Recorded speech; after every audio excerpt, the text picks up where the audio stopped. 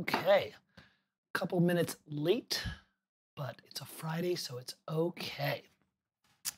All right, let me get this, just organize my doodad right here. There we go, put it down there. Gonna wait about a minute or so, and then we'll get jumping right in. Let's see what I got here for.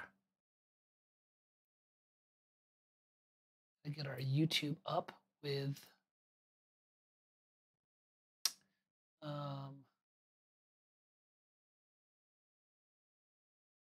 Fratelli Chase. Actually, I believe I have it in Spotify. All right. Oh, and we're getting people coming in. Hey, Raphael, how are you? Thank you for make sure you can hear me okay, right? You can hear me without a problem? Okay, good. I got the lav mic going. That doubling is a little weird, only because I have my Sibelius up. So let me go to the mixer and just kill that real fast. And play. For right now, I'll just kill the mixer.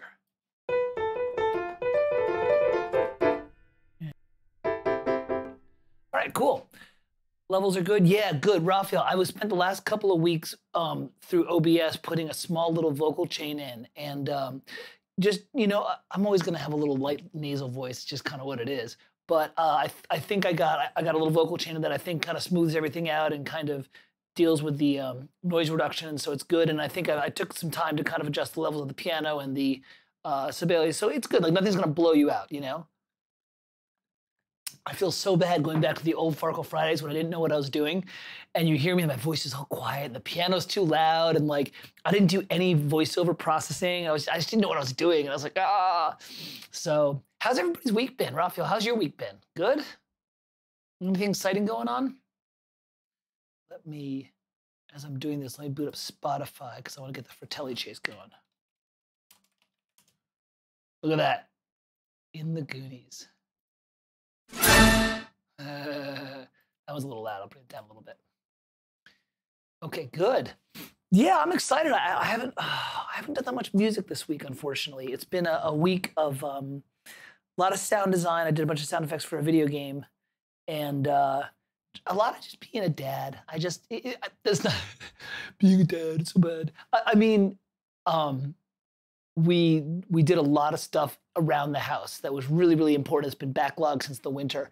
And sometimes you just got to do that. You got to just be like, look, work is on hold for a week, and we just kind of live life, you know? And Sarah and I had a couple of great projects we finished and some projects that we're in the middle of doing. As a matter of fact, this should be the last time you see it set up this way, because I even said to Sarah, I said, after Farkle Friday, on Friday, starting next Monday, we're going to break down my old desk and throw it away. We're going to paint this entire room. You know, we're going to, we're going to move the desk over to that side. So that I'm going to be in that corner over there. We're going to put a love seat here. It's going to be, we're turning it into like a creative crib. I'm really excited for it. Rather than just like a kind of partially converted place where directors can sit, it's going to be a place where musicians come to hang out, and it's going to tie in with more of this YouTube online stuff that I'm doing, both in terms of Farkle Fridays and other stuff. We are doing color-wise. Catherine has picked the color, and she picked something of this kind of thing, kind of an oceany sky blue thing. And what she wants to do, because I don't know if you know Raphael, but my daughter's an artist. She's very good, actually. She wants to do the blue here, and then up here I have a small divider, and you can't see it, but there's like a ceiling. She wants to make that like a lighter blue and actually draw clouds. But here's the coolest thing. Over there, you can't see it until it gets flipped. She's like, do we have enough room that I can paint that little area over there in the corner and put a seat there, and that can be Katie's corner? And I was like, this is a brilliant idea. This is absolutely brilliant. She's like, that's a dumb idea. I'm like, no, it's a brilliant idea. So we're actually gonna make a little Katie's corner, and you'll be able to see it in the camera. It'll be a little area with a little chair for her, a little comfy chair, and a little spit of paint for her. Clouds like in a Renaissance fashion. I don't know. I have to go to, I think more like the Pixar kind of fluffy cloud kind of thing. I'm not sure. I'm kind of going, it's really cute because Sarah's like, I don't know, you're gonna let a 12-year-old do this? I'm like, look, this is the family creative area. Like Catherine's gonna be up here doing work. Sarah and I have 2 albums we wanna work on in the next year. So it's like, I'm kind of letting Kate run with it. I think her stuff tends to be more cartoony and more like Pixar-y. Not that she's at the Pixar level, but I'm just saying that's what she gravitates towards. So we'll see, you know? And let me catch up with you. It was a nice week, not much music, collecting philosophy. Oh, are you still teaching? You're not done with the year yet? I finished 2 weeks ago, so I wasn't sure. You got stuck with final grading?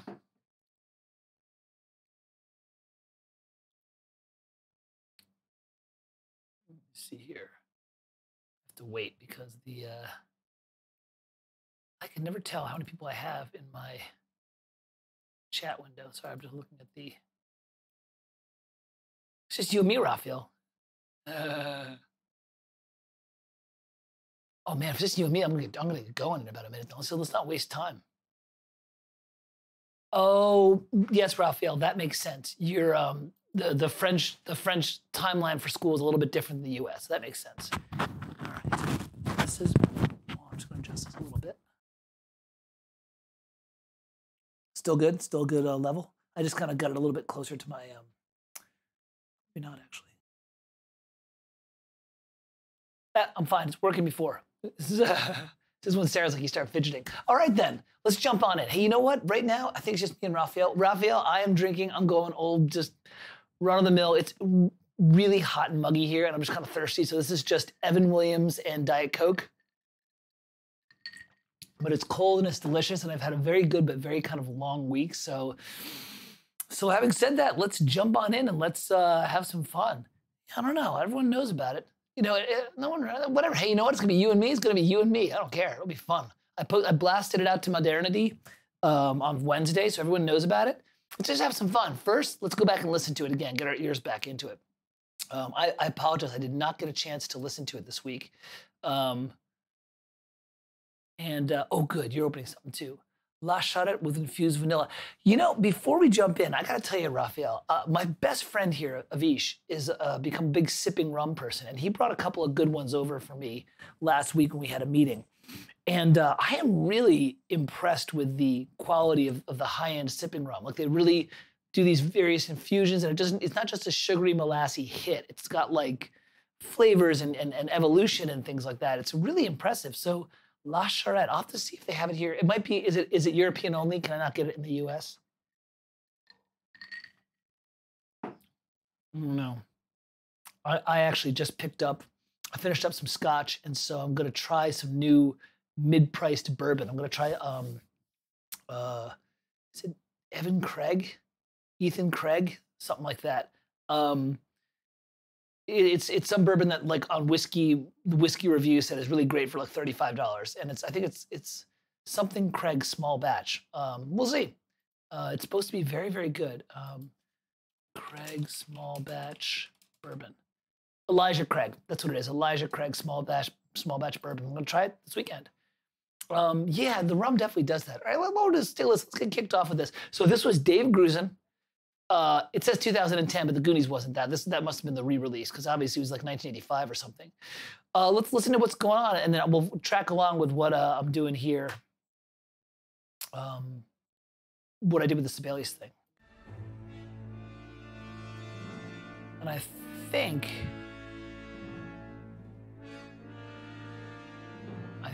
what we did, I think we jumped right in.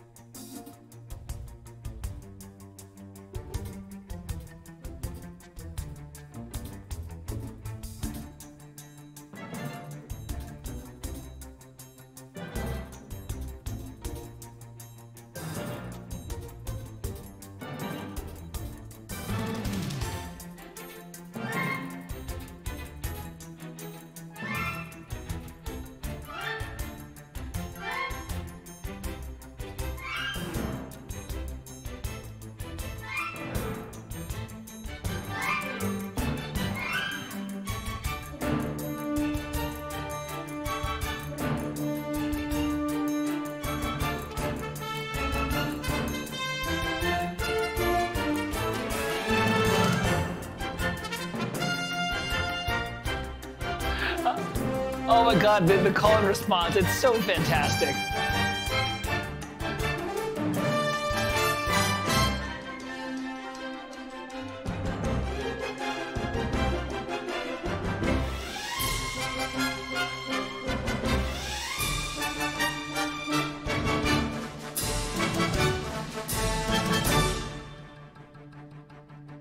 All right, let's stop there. We're not gonna get any further than that. God, if we get that far, it'd be a minor miracle. So once again, Raphael, man, what did we grab from that we love before? I'm going back to the transcription. How much you get with how little, you know, I gotta put the mash volume back on.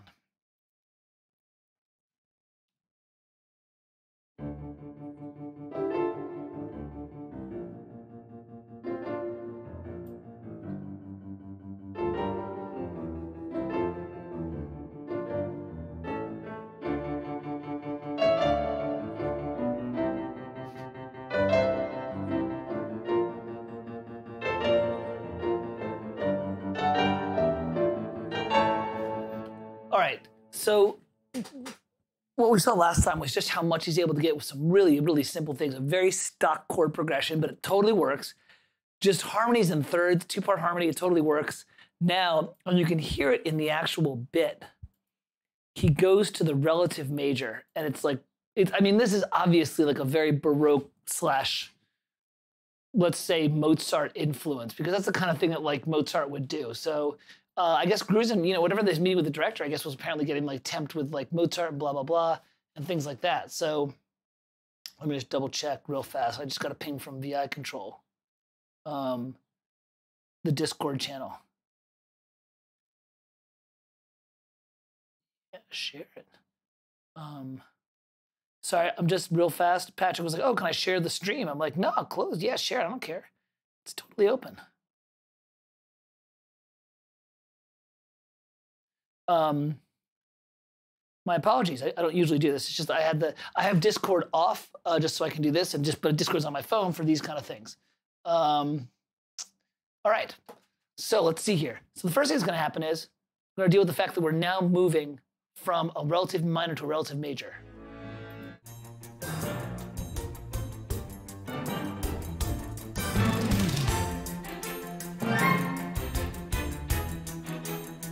Now this is where it gets kind of funky.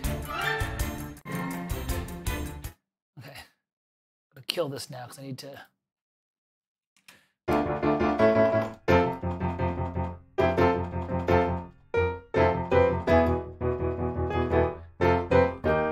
Nope, it's a half step down. So now we're starting to get that like film score, like let's mess around a little bit with like what we're expecting, right? Okay, we gotta get those runs going in there. Let me first bang out the bass and just get that done. Let's focus on those runs and figure out what's going on. I feel like, don't we need to also figure out what's going on with the brass? I think so. Let's check it out. Let's dive into this. It's like 3:15. It's time to. Dun, dun, dun, dun, dun, dun, dun, dun. Oh shoot! I have to. Okay, no, I know what I have to do now. I have to do this. I have to kill that. I have to kill my contact. So, funny enough, that's exactly what it was. All right, let me kill this. I don't know how to move the keyboard. Give me 1 second. I want to make sure that if I do this.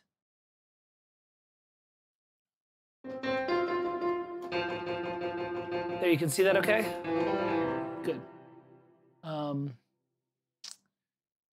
This goes dun dun dun.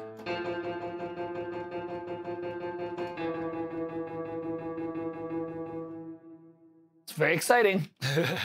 Super exciting. All right, here we go. Oh, I see what I have to do. Hold on a sec here. Do this.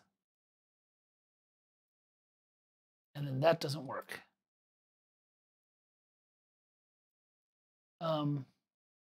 Just wish it wasn't always jammed to the right, to the left, whatever, it's close enough.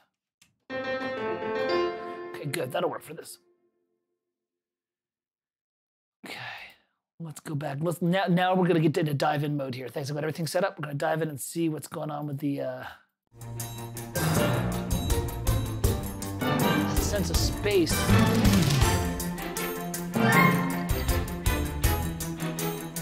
There's a little something going on with the bass section. I don't want to waste too much time on it.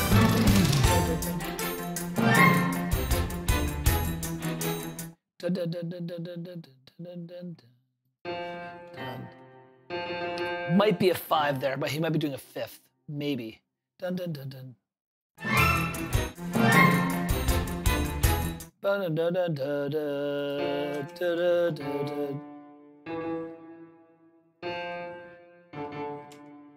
Let's see if that's E or E natural. E natural. I think it's E.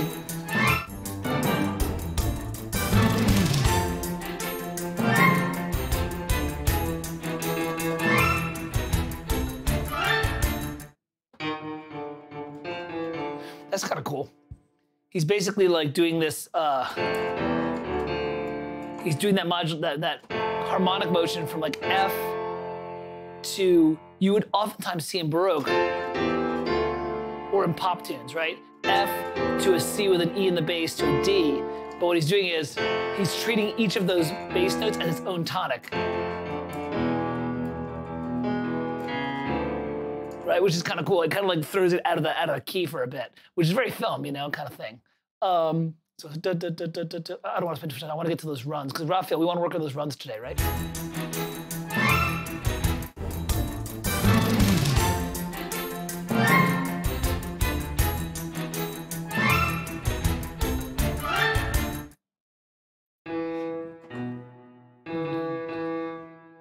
Da da ba da da da.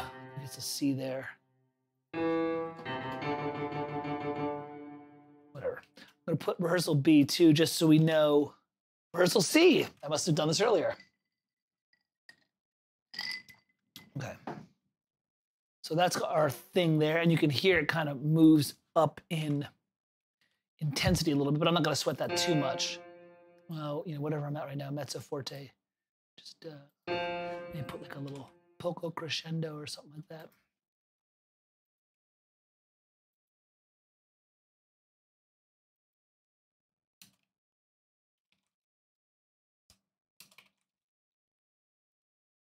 A little louder.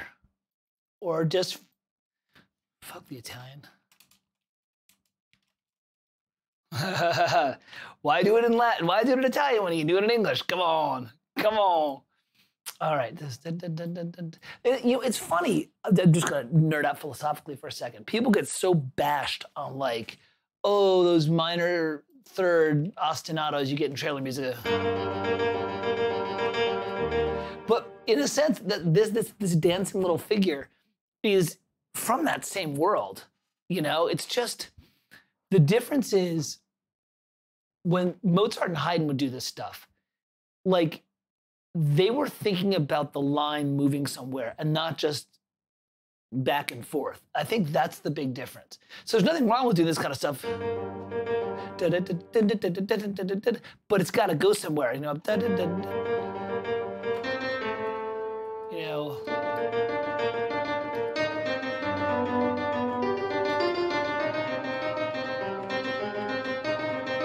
Right there, I moved through like different key signatures or, you know, different tonal areas. I think that's the trick to those things, is that you've got to take that figure that's just really, really easy to hear and morph it and translate it. That's my thing, anyways. This is a composure lesson of the day. There you go. All right, let's get this. Let's get these wind runs in here. I'm dodging this, Raphael. I'm dodging this one run. It's gonna be so hard to do.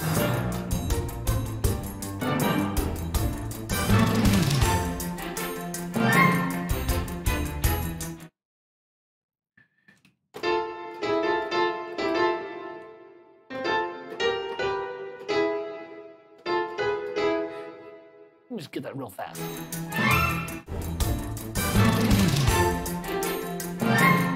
Is it a phone call?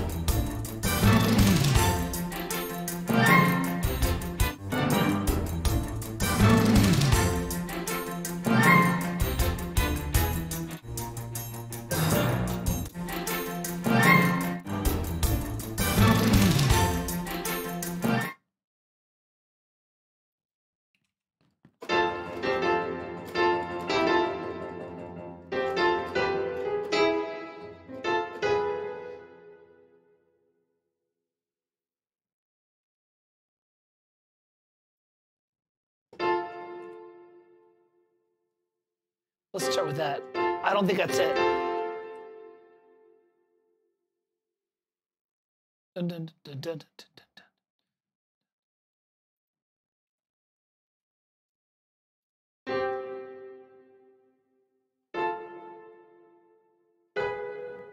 I don't think that's it either. I'm just putting that down as a temp thing. Let me compare it.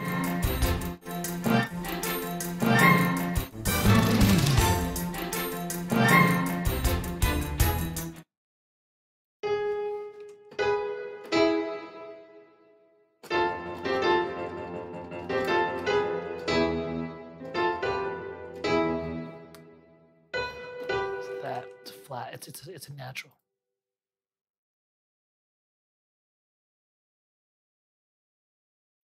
That's it for me. Ruffy, you're not leaving already, are you?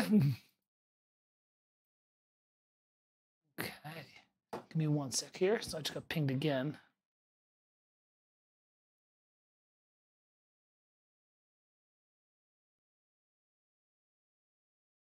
Well.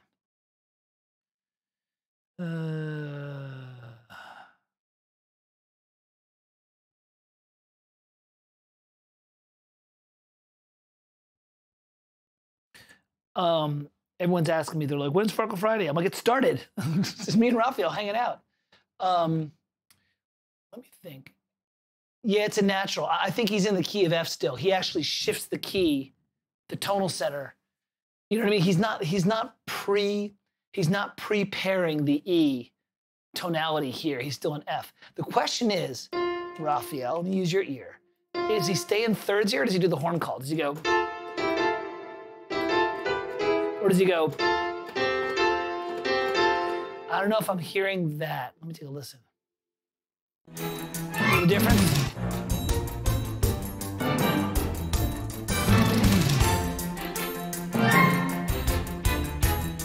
I think it might be the horn call.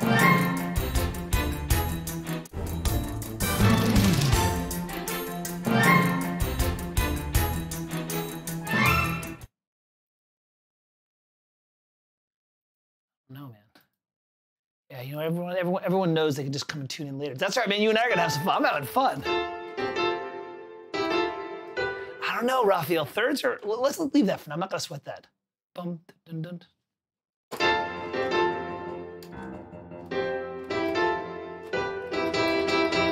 So I'm not hearing that. Actually, maybe I'm overthinking it. Maybe it's what I would do is do a horn call because it's the Tchaikovsky thing, you know, or the Mozart thing. Oh wait, I think you're right. I think it's thirds. Let me play along.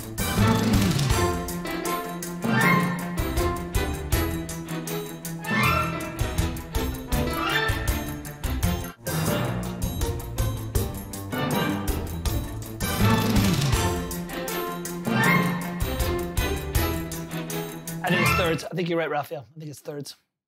Makes sense too. It's just a nice. And by the way, what are we starting to see? When people get, I studied classical composition. I played jazz and rock in pub bands and studied classical composition during the day when I was an undergrad. And there were all these arcane rules. You must do thirds and blah blah blah. All you have to do is transcribe 4 or 5 pieces, and you're like, oh yeah, of course you do, because it just sounds so good in thirds, and the strings tune to each other well. It's like. It's kind of like, going back to that boxing analogy, you could have guys that analyze various fights, but when you get into the heavy bag and you get in the ring and you throw 100 jabs, and you have a bunch of jabs thrown, you're like, oh, well, that's why you do this. You do this because if you don't do it this way, you get hit. You can pontificate about it, but once you start putting yourself in the ring there, that's why I think any theorist should also be a composer, because I write live vocal charts for my church ensemble. We have a great ensemble. We do 4-part Palestrina and stuff like that. I mean, we're working on the Poulenc Omanium Mysterium for this Christmas concert, which is, you know, no joke. A bunch of volunteers from a little town of 1,000 people. So when I write them stuff, I learned so much about like voicing and harmonization, like in resonance, you know, and I'll be like, I could sit here and look at my theory book and be like, oh, well, this is the way you voice it. But the minute I play it and I hear my ladies sing in this particular voicing, or the men, and I was like, oh, well, that's why you do it, because that sounds awful when I do it this way, and when I do it this way, it sounds great. And, you know, yeah, this is very, very necessary. Let's get those runs in. Let's not dodge this. Let's eat that frog.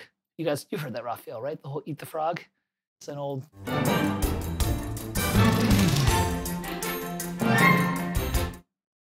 Bum, bum. So, first thing is, it ends on the 5th. You can hear that? So that's kind of cool. Usually, and I'm guilty of this, I do root to root, right? He actually does 5th to 5th, which is kind of cool. It's a slightly different feel. Hold on a second. Let me hear what's happening in the beat.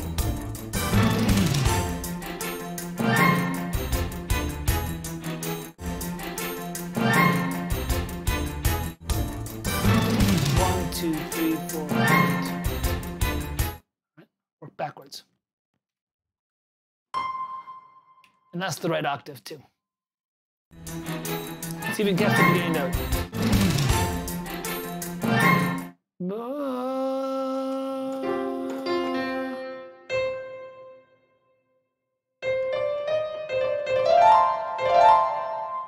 Is it that simple? 1, 2, 3, 4, 5, 6, 7. 1, 2, 2, 3, 4, and. I think it's the and of 4. 1 and 2 and 3 and 4 and 1. Close enough, right? Close enough that, like, if I scored it this way in the heat of the composition. Okay. Hold on, I gotta do this thing now where it's like, wait, it's not 32nd notes, it's 64ths, right? Okay, so it can't be 4.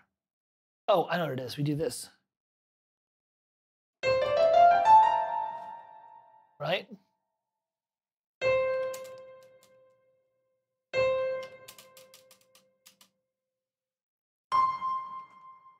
Ta-da!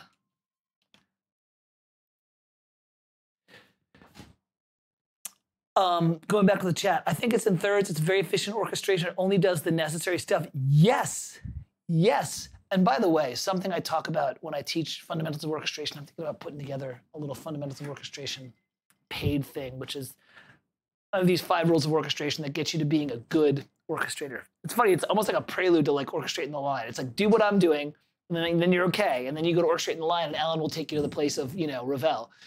But the big thing is like, give everything its own registral space. And if you look at this, this is down below this. This is above this by about an octave. This is above it a little bit, and it's blank in its space. When this occurs at bar 15, this isn't occurring. When this occurs, this isn't occurring. So, I mean, I think it's really, really, understanding the register, you can get a lot of value out of it. Plus, you gain color. So, okay, well, I'll do the high strings here and the low strings here, and now all of a sudden I'm getting color of high winds and low winds. Now, let's see. This is the gesture. I don't know if it's an octave yet. Let me check and see.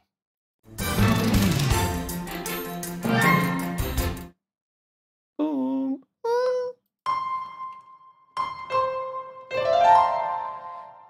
It might be the clarinets underneath it. Yeah, rule of 3, right? 3 different registers.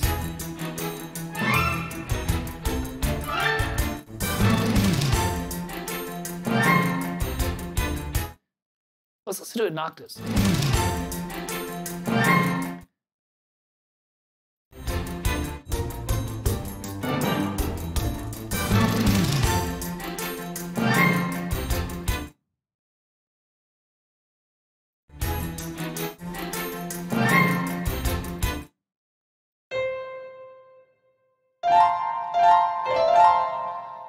See, listen.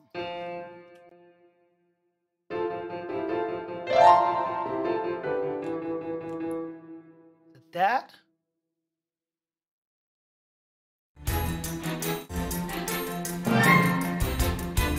Or is it less? Or is it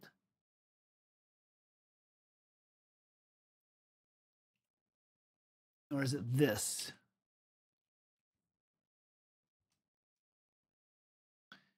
Is it basically this? Give me a sec.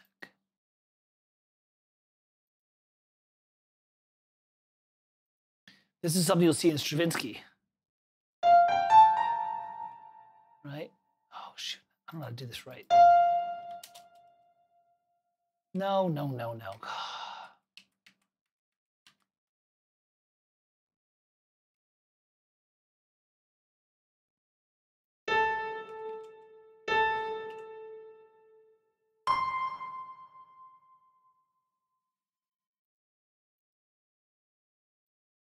Or is it this? Right, which is Stravinsky does that in Rite of Spring. And I think it's in octaves. Let's take a listen.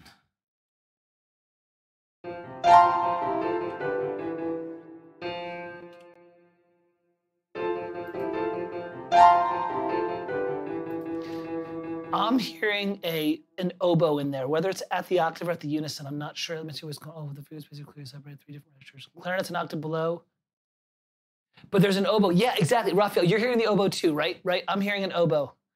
Let's go back to the octave and just do it. That'll be, because I really felt like it was coming on the and of. Here we go. Okay, 7.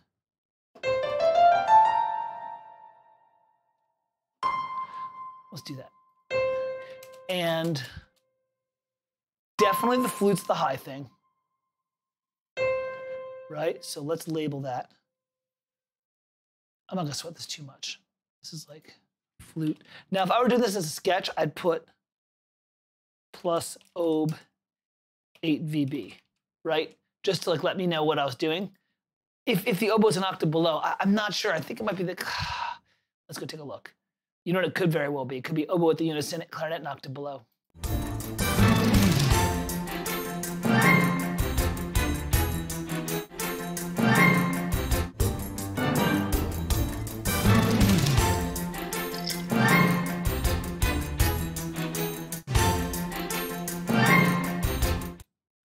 Now it's time to cheat a little bit.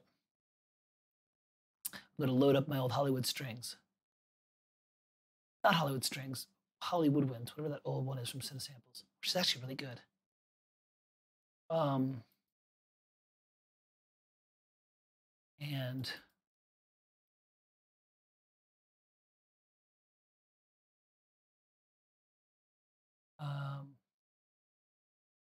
major scales. Here we go. Now, what I have to do is I have to turn this off. A sec.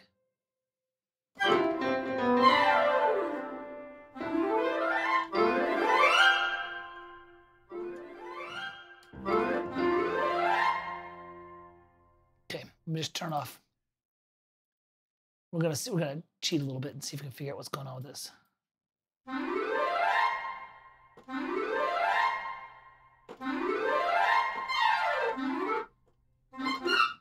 I'm trying to find the one octave up.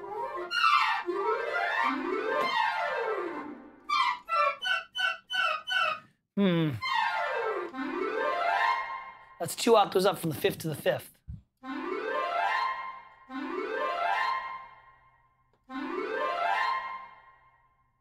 That sounds pretty darn close.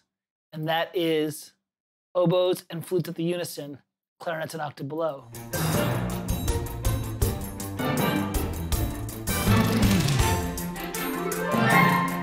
Oh, that's a little cheat, isn't it? You guys all heard that? Let me make sure on the stream that you're actually catching all that. Yeah. I won't even drag it over so you can see what I'm doing. There we go. Right, there it is right there. So you can see it's like real similar. Does that mean there's a piccolo above that? I don't know. Let's take a look. Well, I want to move on. I want to...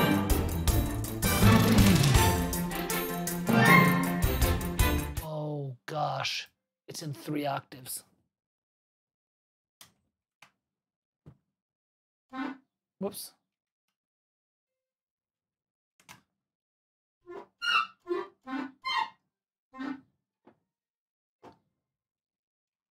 I think that's it, which is a very classic Hollywood structure. It can't be. Is it in 3 octaves? Maybe I'm overwriting. I don't know. I may leave it like that because now I'm starting to hear that piccolo, and I was like, oh, there's the piccolo in there. I hate runs, Raphael. All right, now let me get rid of the top note and see if that's the problem is. I think it's this.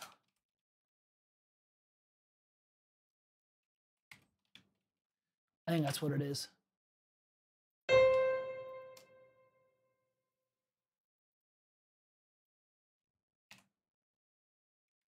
Oh, jeez, don't do that.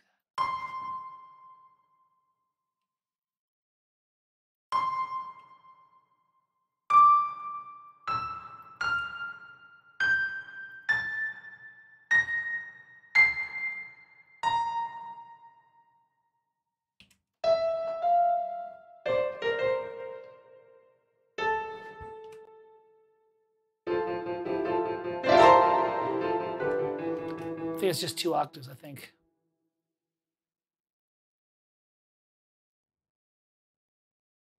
Yeah, I think it's just, I don't think the piccolo's there. I think that's what it is. Me too. And you know what? Here's the other thing. We've now seen that it works both ways. So now as a composer, we don't have to sweat it too much. We just have to be like, I don't know, if we have a piccolo, put the piccolo up there. My orchestration teacher, Sonny Kompenek, used to talk about scoring defensively. And when he was doing Hollywood stuff, because he did a lot of stuff for Carter Burwell, he would double like everything, like at the octave, because his school of thought was when you're in the heat of the recording session, you can always call out, you can do a run through, you can always call out and say, I'm gonna tacit these people. Clarinets, tacit bars 4 through 8, we don't need you there. You know, bassoons, tacit 20 through 35. But it's much harder to add back in a bassoon part. Be like, you know what, I really did need that bassoon. So it's one of those things where it's like, you know, if we're doing this for live, try it both ways. You know what I mean? And then be like, all right, you know what, I don't like the piccolo, let's just cross them out. You know, but knowing that's what we got there. But yeah, that's what it is. All right, now we've got that structure. Now we can go and continue with the it's a great look too. Here's the rehearsal C.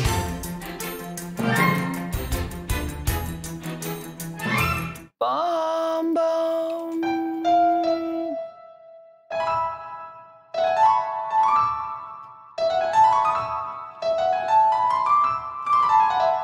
I think that's what it is. I think it's that E dominant minor chord structure.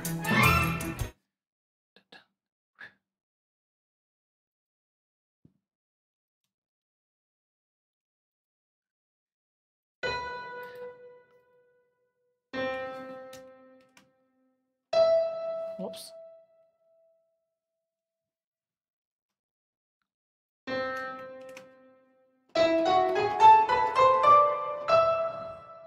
I think that's what it is.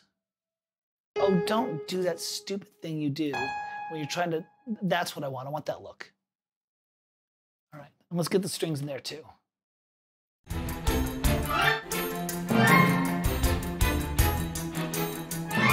Dun, dun, dun, dun.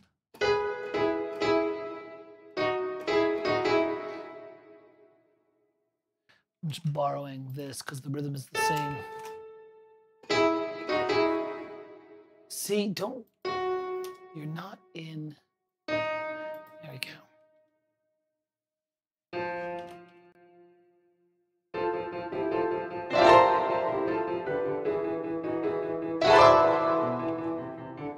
How close is that?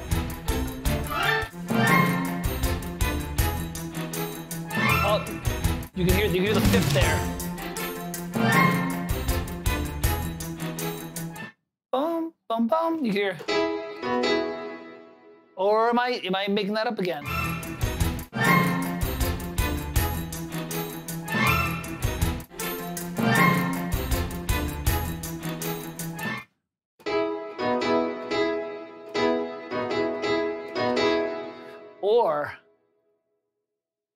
Or is it this where the third comes in? Is it this? Am I overthinking this, or is it still thirds again?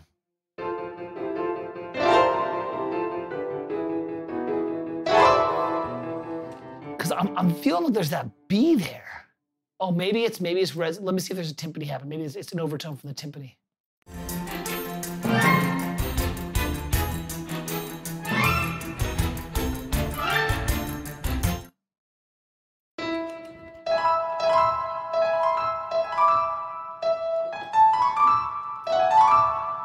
That's what it is.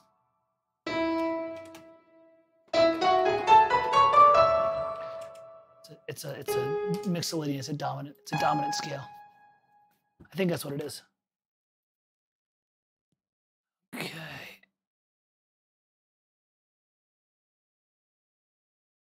Let's see here.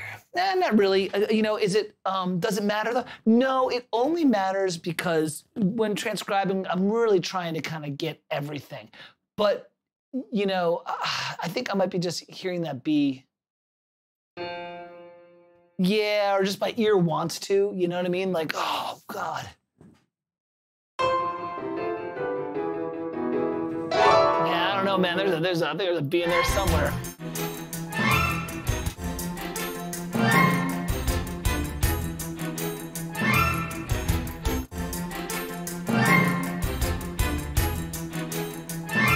Boom, boom, boom, boom.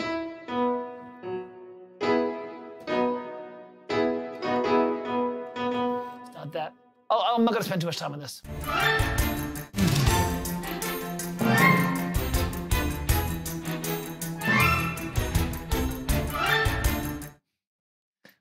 Let's just assume it's going to be in thirds. Let's not give Dave Grusin so much credit. Let's just let him be.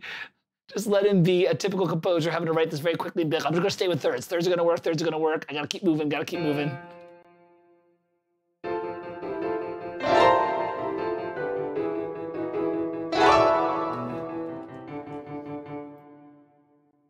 All right.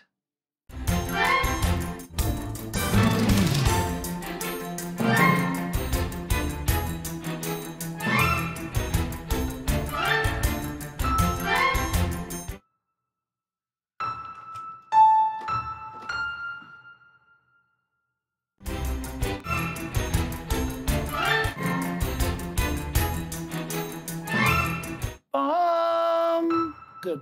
It's almost it's a little ragged because of that E is like almost a little out of tune. You know what I mean? Like you can hear the E is like almost a little sharp. Like I was kind of, is that an F? Which goes to show you part of the realism of good mock-ups is the fact that it's not always. Orchestral Tools does that with Berlin winds or Berlin strings. Apparently, when you do runs, it starts to in real time detune the strings, representing that kind of like holding on for dear life kind of mindset. Here, let me pour myself a second one. Everyone else pour if you got them. Oh, and by the way, welcome to whoever else showed up. So who do I got here? I got Robert and Patrick. I'm sorry, I'm using last names. I won't do that. Hi and welcome. You said this is your first time doing this? Awesome. Well, you see it in the middle of it. Right now, I'm just pouring myself another beverage, and we are doing a warts and all transcription of the second part of the Dave Grusin Fratelli Chase cue from the Goonies, which is awesome. And I just knocked over my Coca-Cola. So now now I have to prevent it from exploding. Oh boy. Let's see if I can do this and not have it explode all over the place. That's all right. We're cleaning this room up next week. All right. I think we're doing okay here. Sorry, guys. Give me a break for a sec. Warts and all. Farkle Friday. Oh, there we go. Sorry, guys and girls. I just had to smooth out the fizziness of that, and I did. All right, so right now we are chugging our way through the B section of this in major.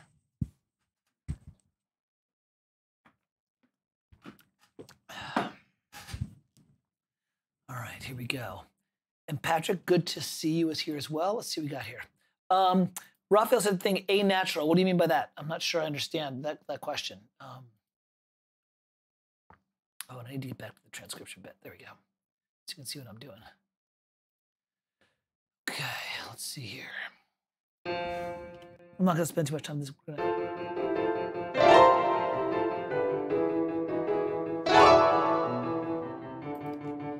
That's right. That's correct. And there's this going on underneath, and I'll get to that later. I'm not gonna sit there and sweat that. We want to get these runs in. Figure what's going on with that.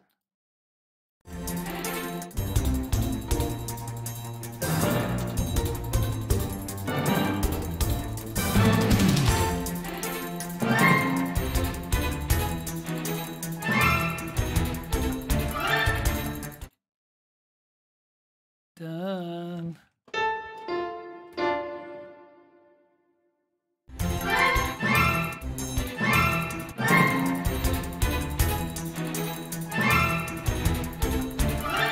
Boom, boom. Boom, brilliant.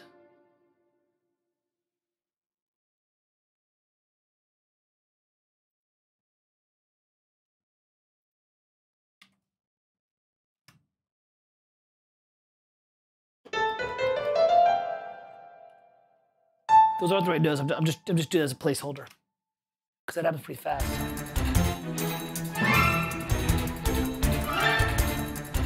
You can hear those low clarinets on that run. That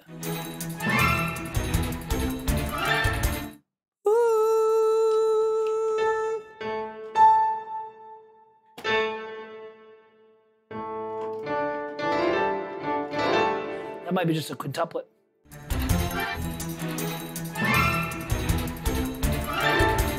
Yep, it's the quintuplet.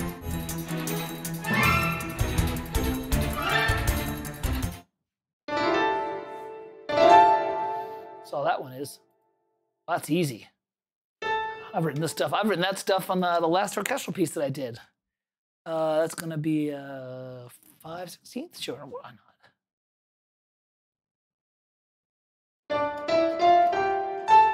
Oh, wait. We'll do this.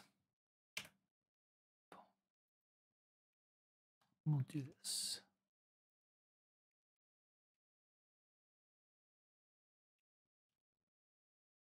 Nope. It's going to be this. Oh, what am I doing wrong here? It needs to end on that. I need to fit 4 in there.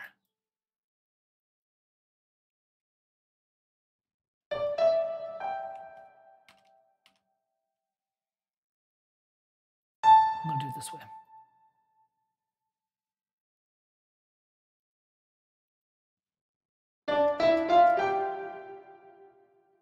Like that. Because that's what it really is. It's really more of a rip.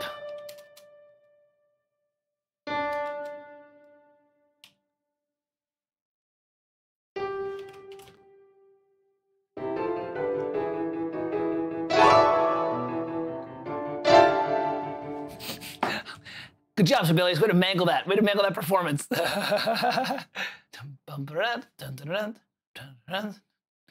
That's what it is, basically. That we would write that way, but it would not sound nearly that crappy.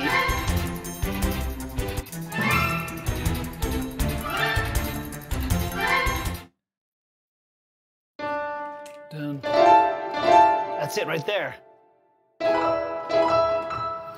Yep. Well, I'm glad that one is the first one that I'm really feeling 100% on. I'm like, yeah, that's it. That's pretty much it. Just a good old scale.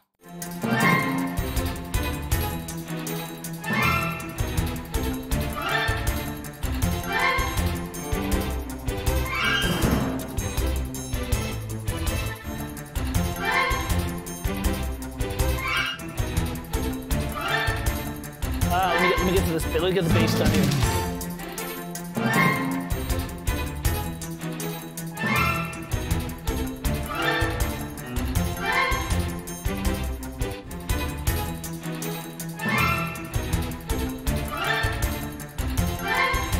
Where am I here?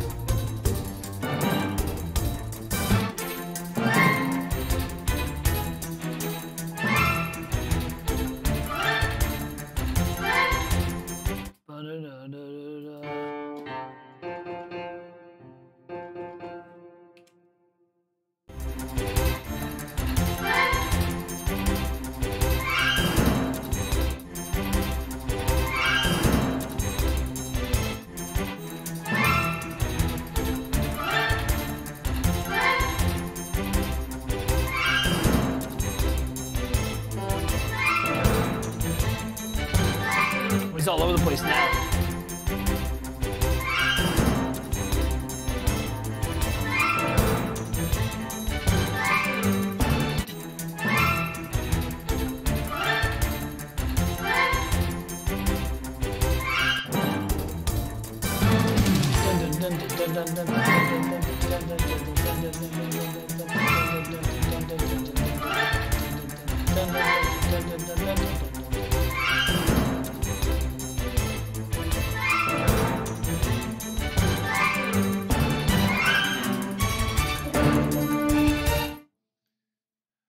He's so influenced by Haydn and Mozart there. Da da da, you know, that kind of.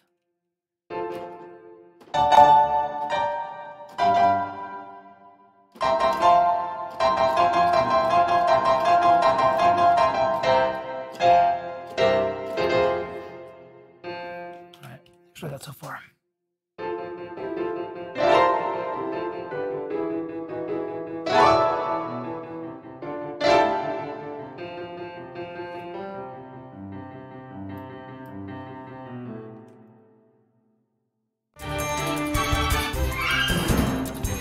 Jeez, those wind runs, man.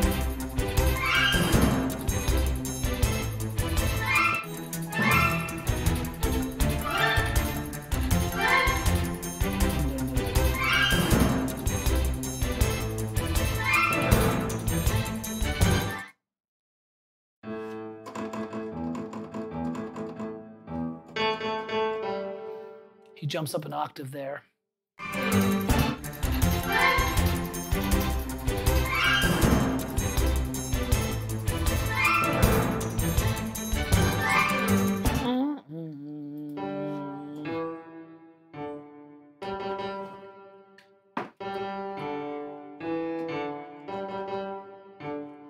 Let me stop there because doing bass notes gets boring after a while. Isn't this exciting, guys and girls, boys and girls?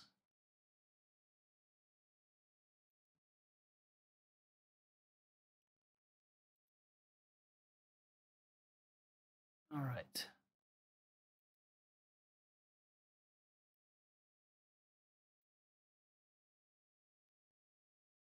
Okay.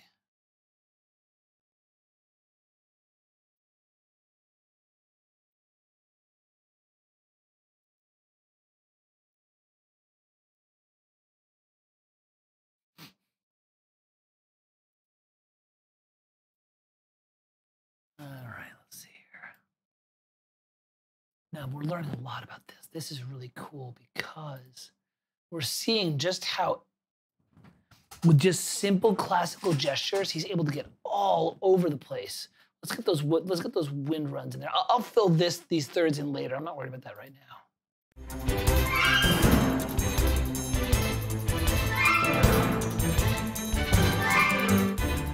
Those riffs are cool.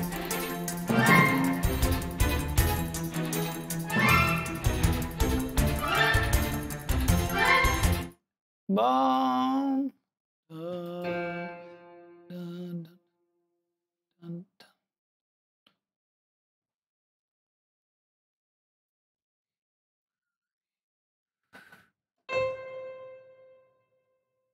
That's all that is.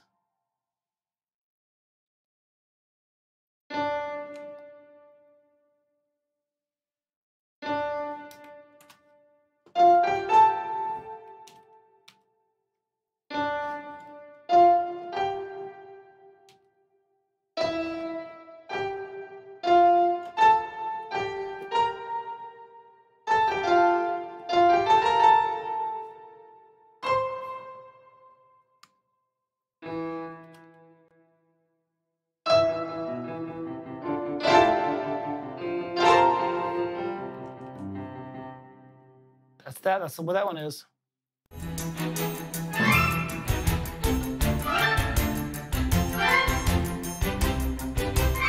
I just saw it, Patrick. I just saw the lag.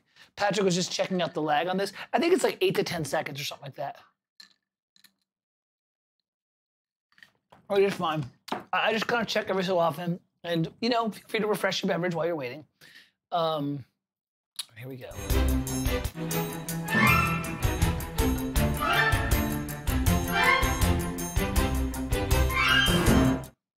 No.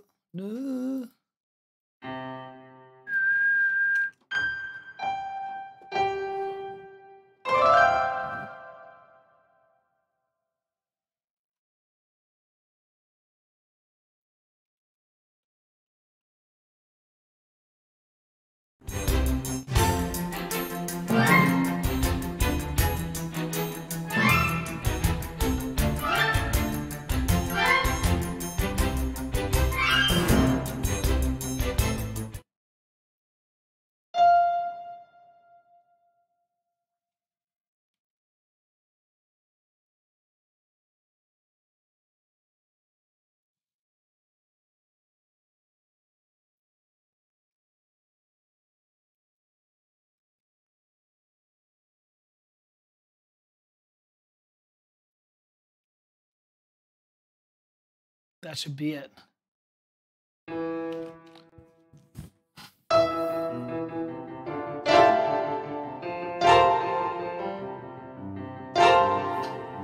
Yeah, but, oh, that's not the right notes. It goes up. I know what it goes.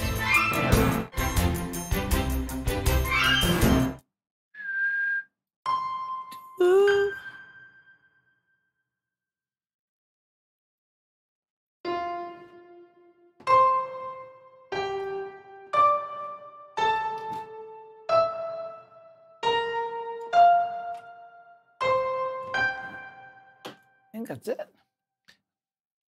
See, I didn't mess everything up.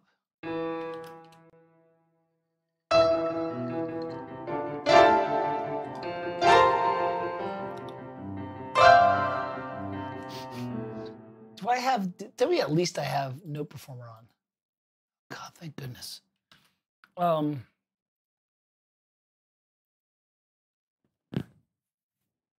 right.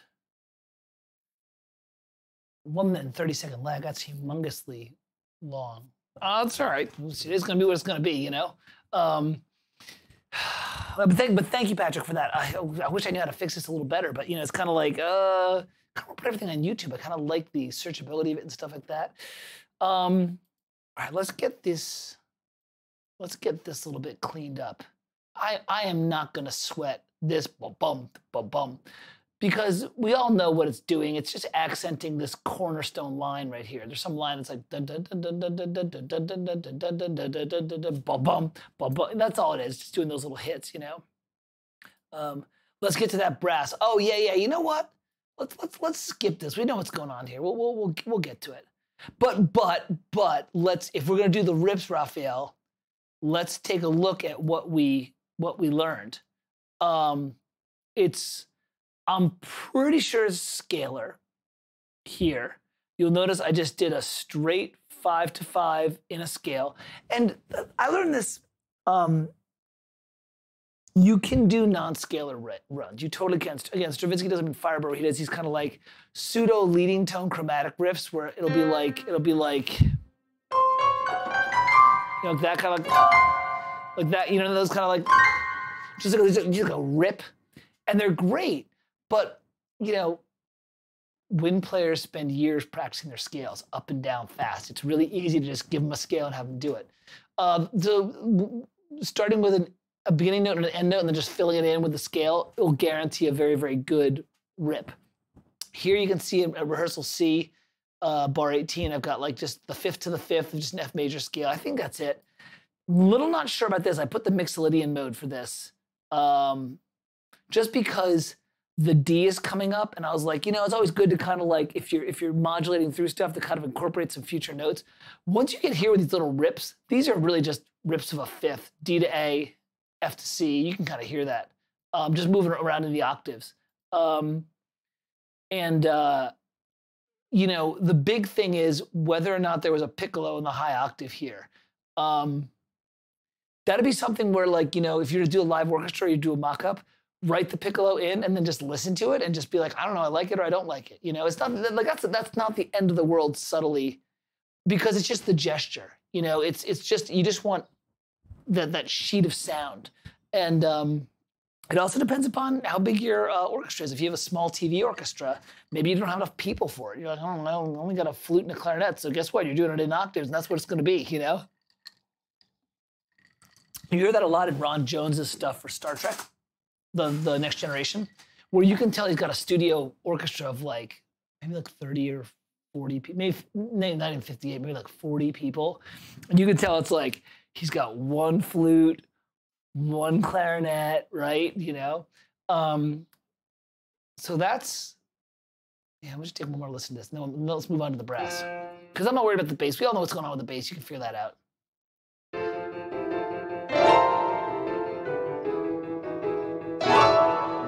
Dun, dun.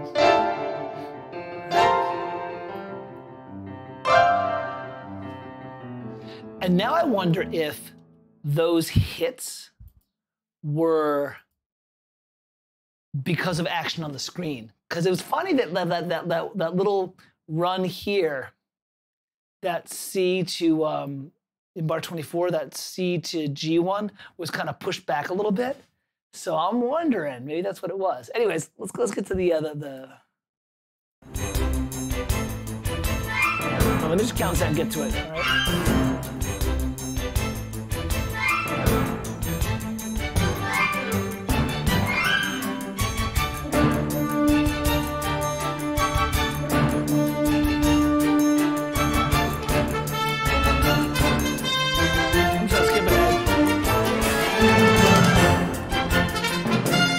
So wait, Raphael, what do you want to look at? Do you want to look at this stuff with those little fanfare moments, or do you want to just those single fanfare moments, or you want the chords? What are the chords? Let me listen.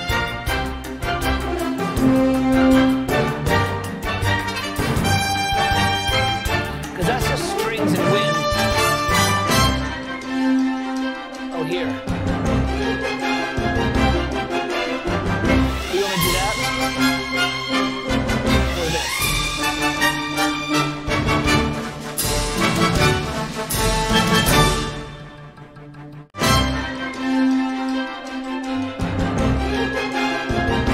I'm going to play this right now, this section, and I want you ladies and gents to tell me if this is the one we want to focus on, these kind of like brass stacks that are the big climactic thing. I think that's what you want. Because transcribing a single horn line, it's like, oh, yeah, that'll take you like 5 minutes. It's nothing.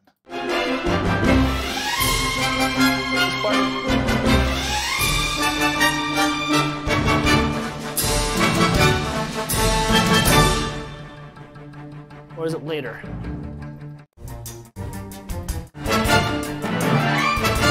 Oh, this stuff. Maybe this stuff. Tell me what time signature that was, because I'm looking.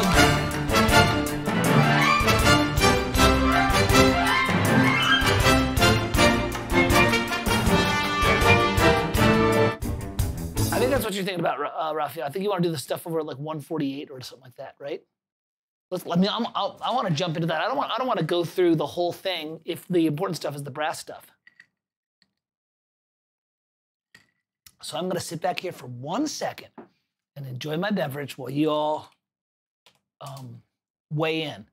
I think we want to tackle that 1 minute and 47 second area kind of thing. I'm also going to add that I have my second bourbon into my calorie counter to keep my svelte, thin Farkle. It was funny. I was looking at an old Farkle Friday from last year, and I was 40 pounds heavier. I didn't think I was pudgy, but and I was like, oh, Fat Farkle. I was like, Fat Farkle Friday. It was pretty crazy. All right, no one's saying anything about nothing. It's like, all right, well, guess what? I'm going to do that then. I'm going to do the 1 minute and 47 second thing because that sounds cool.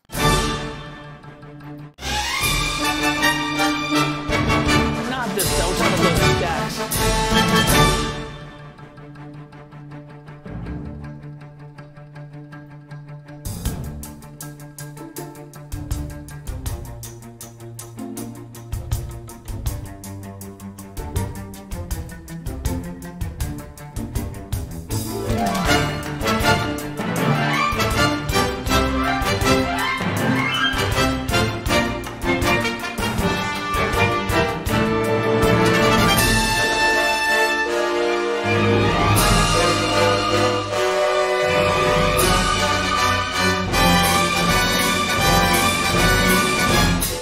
That's the stuff you want.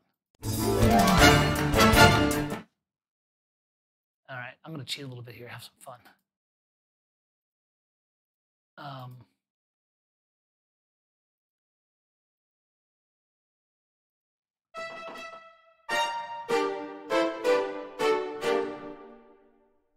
Good, a little Spitfire Albion 1 for life.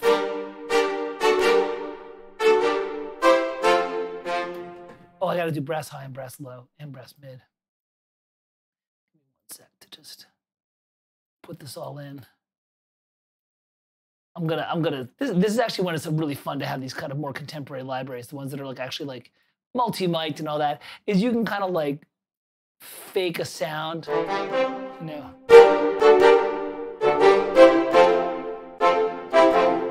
That kind of thing, and you can kind of get the flavor of it, you know. If I had the low brass. I just added brass low, brass mid, and brass high all to the same MIDI channel to make a big old stack. It's totally unrealistic, but I don't care. Now I'm here to, that's what Albion 1 for life is all about. It's all about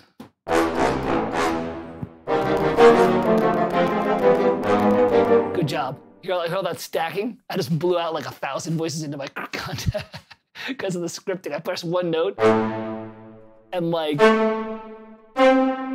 30 voices trigger.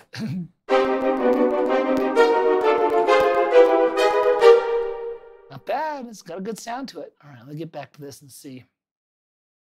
I had to welcome guests. I wasn't here for 5 minutes. That's no problem. Yeah, I can do Symphonia. We'll see how that goes. I like Symphonia. I like it a lot, actually. I customize a lot of it. Yeah, let's try Symphonia. No, this. Actually, you know what? Yeah, let's do Symphonia. I'll tell you why. This is a very dry studio sound, and Symphonia is a little drier than.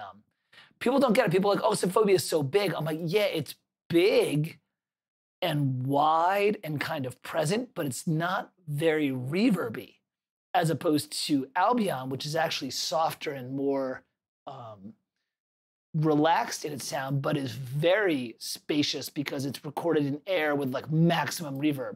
Both are great. I'm not saying they're bad. I love them both. I use them both.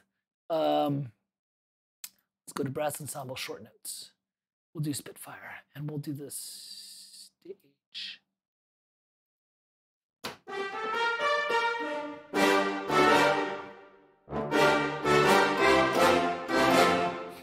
So wet. I love it. And if you go to the close mics, you've got this fantastic.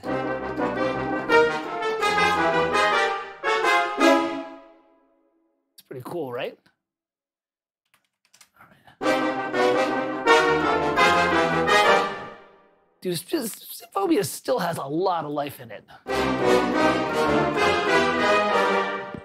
You like that? All right, let's go play with this. Raphael, you answer me now, sir, please. Nah, now I loaded it. I don't want to waste time picking a sample library. That's not what the point of the transcription. It's not about what the best sample library is. That's when you build your template. This is when we're trying to find something that gets you close so you can have some fun with it. I'm going to go to 1 minute and 40 seconds. I think this is what you want to work on, right?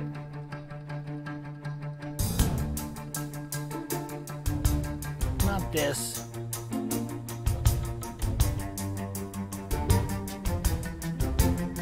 This is a repeat of the A section. Here it is.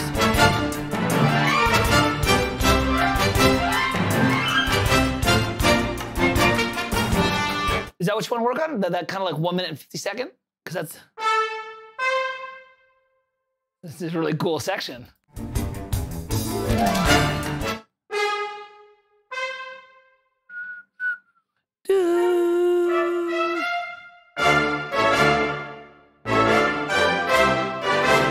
Well, I kind of already got it right there. So literally it's... This is pretty much what it is. Maybe there's a stag. I'll get the question of voicing right off the bat. But this is pretty much what it is. Pretty much like a triadic. Well, D minor.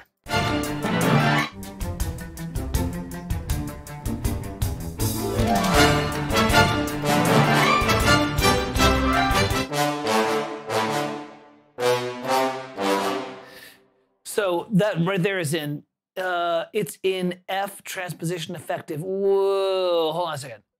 I'm literally playing a D minor to A major triad.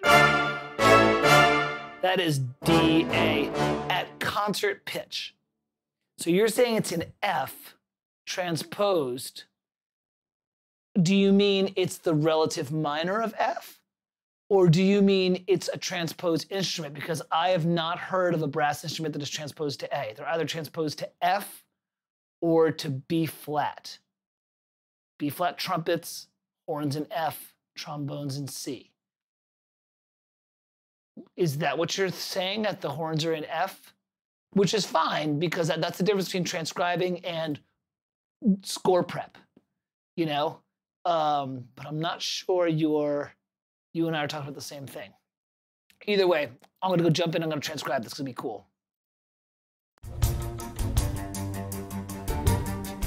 Let's hear what's going on. Let's see if there's 3 trumpets. Let's get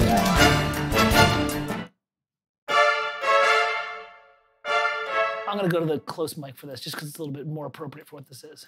It's funny when you go to the close mic, it's not that bitey, is it?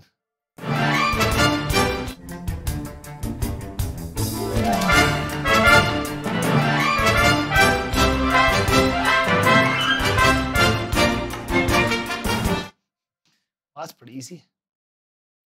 So this is what it is, basically.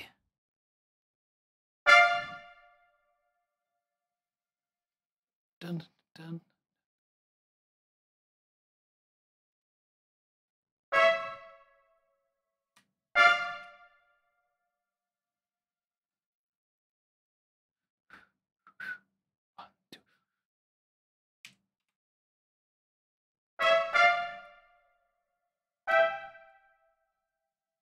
There might be a third trumpet.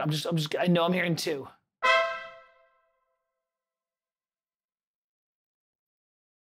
Trumpets and thirds, by the way, same thing we did before.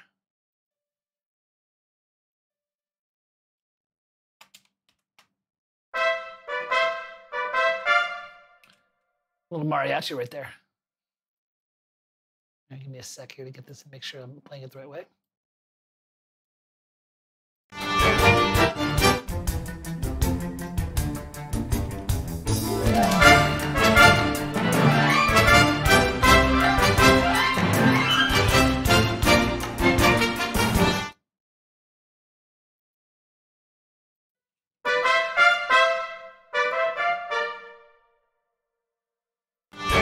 Brass is actually surprisingly easy to transcribe because it's so present and that you can kind of really hear the difference between the horns and the trumpets. It's not perfect, but you can get real close real fast.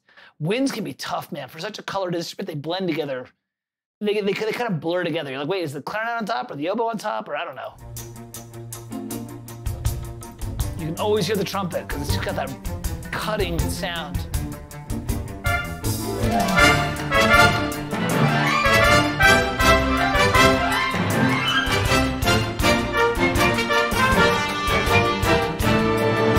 There, the winds join in. You can hear the flutes joining in.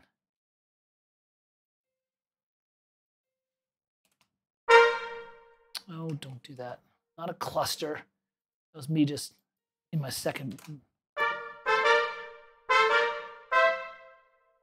Maybe that's right. I'll have to go check and see. All right, so let's do this. Raphael, let's put the piano back in so you can hear what I did.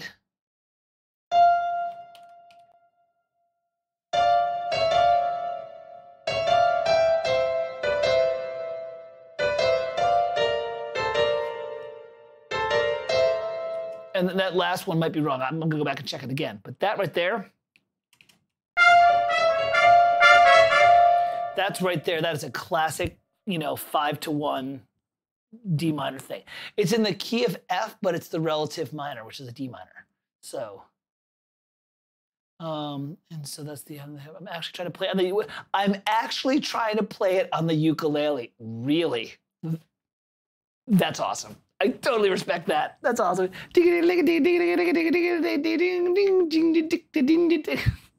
That's great. I love it. That's awesome. Hey, you know what? Build a library cue out of it, right? Everything's ukulele and snaps and claps right now. So just get that. I submitted 2 ukulele cues to a library in March, and they were just like, oh my God, the more the better. I only did 2 because I had the guy for the morning, and then I had to do another 2 ukulele cues for the video game that I'm working on. And I was like, look, that's 4 ukulele cues in like a month. I'm like, I'm done. I was like, I just can't do this anymore. And they're totally appropriate for the project, but it's like way back when I had to do sports cues. I had to do like 8 those news cues. And oh my God, you can only do like those dun dun da da dun bum bum dun dun dun dun dun dun, you know, welcome to Action News. I'd do like 10 of them, and I was like, but anytime you get to the 5th, you're like, I don't know what to do. It's like, No, I didn't use ukulele live. First, I hired my guitar player. I hired this guy named Matt, who's a great guitar player. It's funny because he's this super dense heavy metal guitar player, but he's also from like Virginia. So he's got these mad finger picking skills. So I'll bring him in and be like, dude, lay down this like super fat like sports rock piece, and he'll lay it down. And then he'll come in like next week and he'll lay down like these super pretty like, you know, Appalachian finger picky things.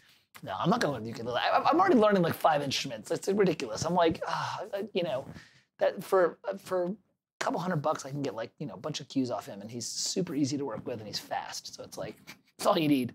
But don't let me stop you, because ukulele is adorable. I'm old and crotchety. All right, let's get this horns going here. Let me kill this so we can actually play along with this.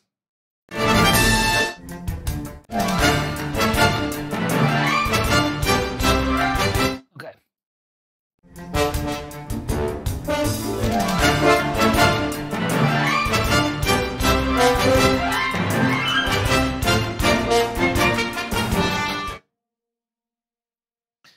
I know I'm hearing this. I'm not sure yet what's going on with it. Let me.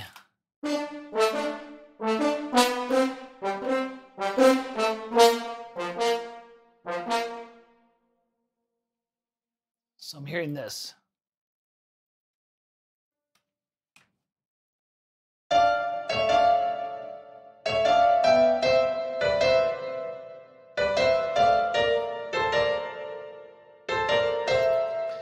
And then to make life really easy, this is actually gonna be a great thing to kind of focus on, because people get freaked out over brass writing, and it's easier than you think. You should ask Sickend, who runs film score analysis, because he transcribes a bunch of those John Williams action cues. And he was one of my students, and we used to joke about that. We're like, oh my God, instant John Williams. It's just like triads and trumpets, down an octave with the trombones, moving around in like stock triads. There's your sound, right?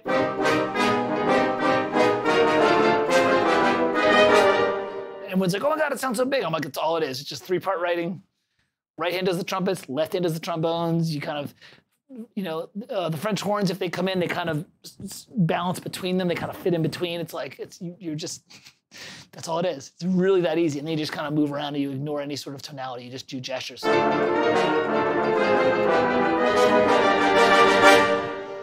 Instant action cue. There's your lesson for the day. All right, let's see here. Let's get the.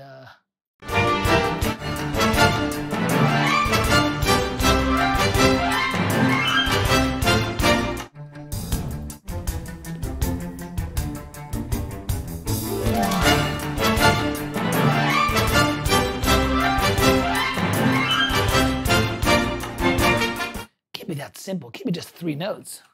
Hold on a second. Let me kill this. This is.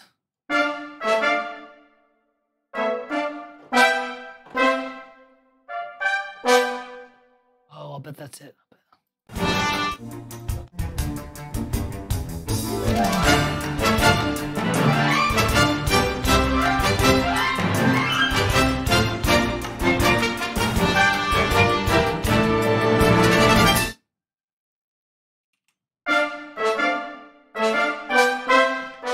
Yeah.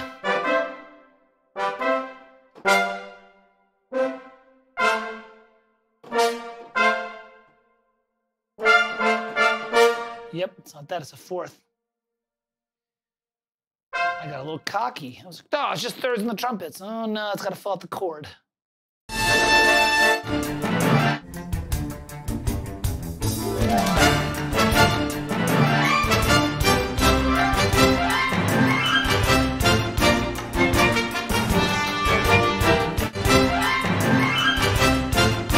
Boom, boom, boom, boom. God, is it that low? Find the octaves.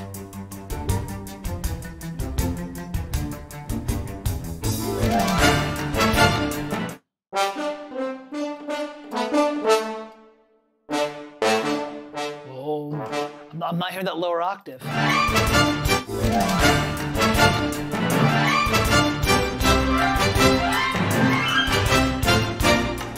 Oh, okay. I'm not hearing the lower octave of the French horn, but the lower octave is happening an octave below, like in the electric bass. So that's where it is.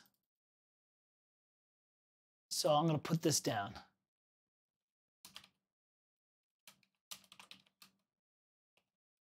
Because I'm like, that's too thin. That's too thin right there.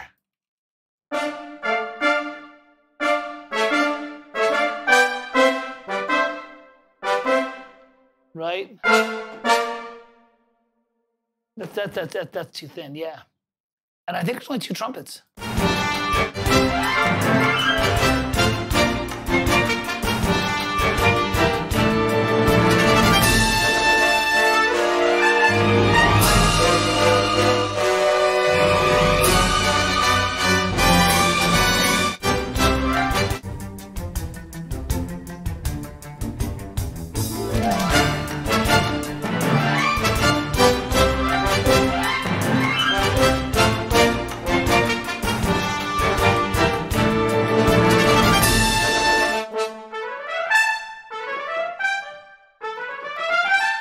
Yeah, there's that scale. A major, A mixolydian with a flatted 6. Because that hints at the D minor. The D minor, that F gives you the D minor. Yeah, it might be that simple. It might be that simple as an arrangement. And don't get it gets thick later on.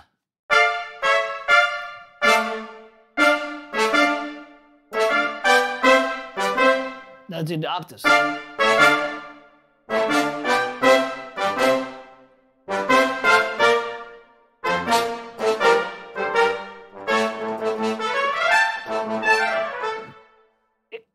think it's that simple. I think it is literally that simple. Classic voicing, weird scale. That last A scale, let me play that for you because it's so cool. Let me get this going first. All right, let me, and I'll give you a little bit of theory about this because it's really cool. It's a jazz scale, and I love it. It shows up in some other stuff too. It shows up in Russell Spring by Cindy.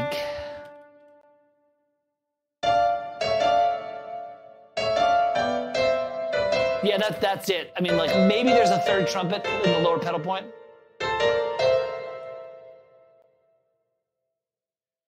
Let me just get this.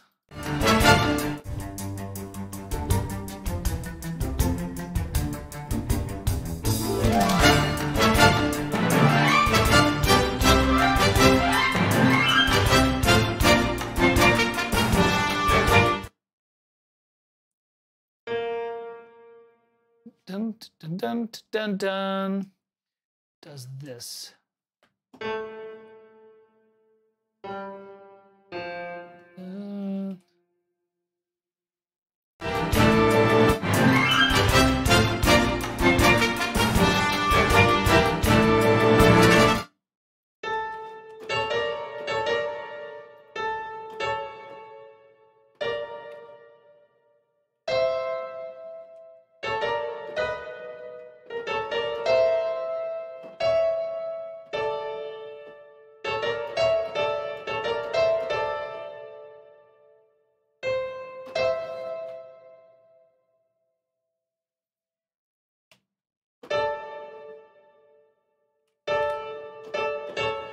Something like that.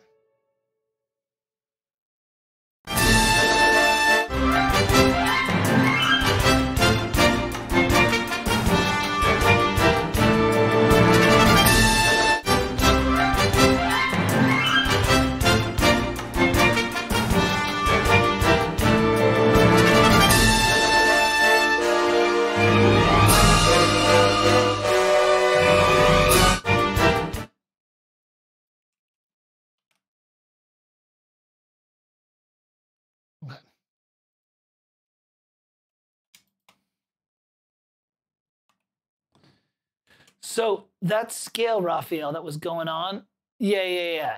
It's a weird scale. Let me get the timing right of this, and I'll write the scale out for you.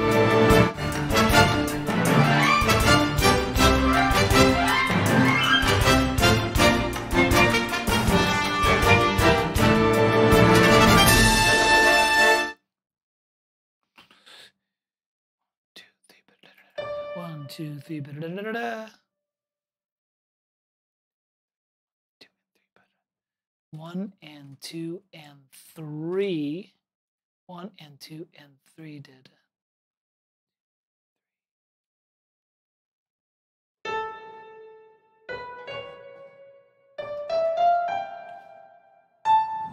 Something like that.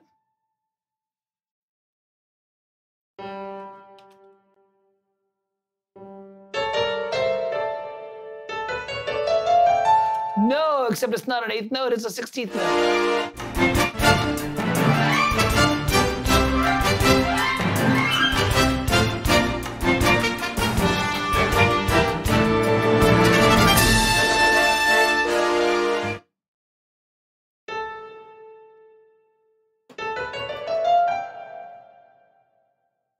Is it triplets?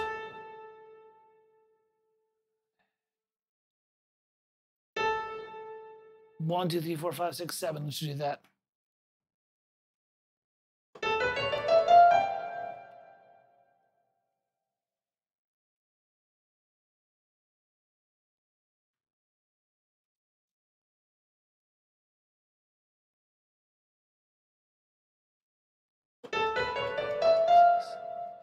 Need to get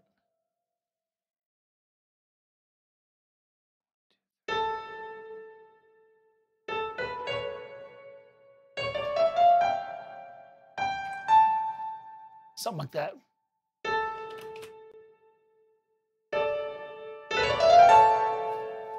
Okay, so that scale, Raphael, is, look at the piano. Major scale with a flat 7 and a flat 6. Okay, what it does is it's got the dominant structure because you got your root, your 3rd, and your flat 7. So, right, totally works. However, because you put that flat 6 in, it's prepping the ear. So, if I were to go from an A major, A dominant 7 to a D major, I would use the F sharp because I'm kind of preloading the brain. But if I want minor, I use that flat 6. I don't think there's a C minor there. I think it's a C major. C sharp, sorry. I don't think it's a C natural, I think it's a C sharp.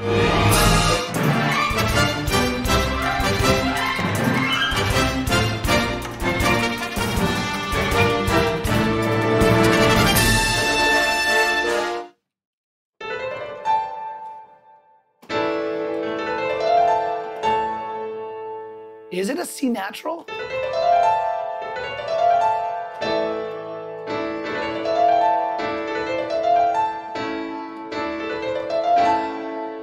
Could be a C natural, maybe you're right. I don't know.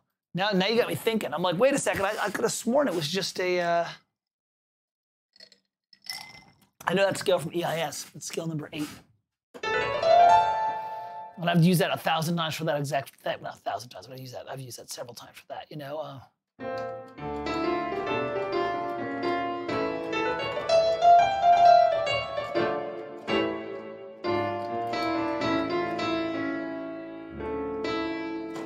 That's how I used it. You know, it's like, you know, it's some sort of like noir-y kind of thing, right? There's my D minor. And then I want to get back to the D minor, but I want to give a little hint of things to come.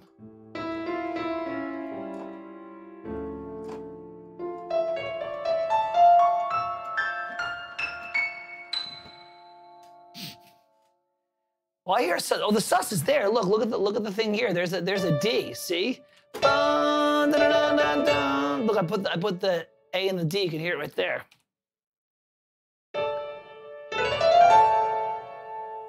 You know what? I don't think there's a C minor. I don't think it's a C natural there. I think it's a C sharp. It would be too weird for the C natural to hit and then immediately after the C sharp to hit. That would just be weird. So no, I think that's what it is. But going back to the horns right there, or the brass stack, that's pretty much what it is. It's literally trumpets in thirds, right? Get this back up here.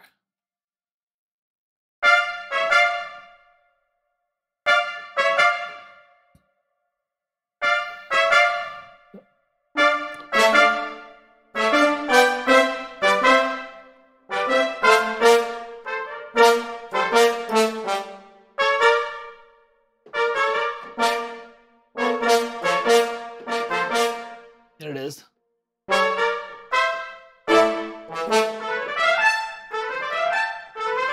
Now, it's the C sharp. And you know what, to Patrick's point, it's kind of like, does it really matter when you're doing just that lick? It's like you just want that gesture. You want that, you know what I mean? You just want that, just grab a scale that fits and just go with it. Just keep writing. You know, I think a lot of us start to sweat the small stuff. You know where you want the goal tone to be. You know where you want the end result. Yeah, no, yeah. But man, like that's a great sound. So yeah. Now what's happening is that French horn there is being doubled by the electric bass and of course the kick drum. Doom, dun, dun. So it's like, it's really.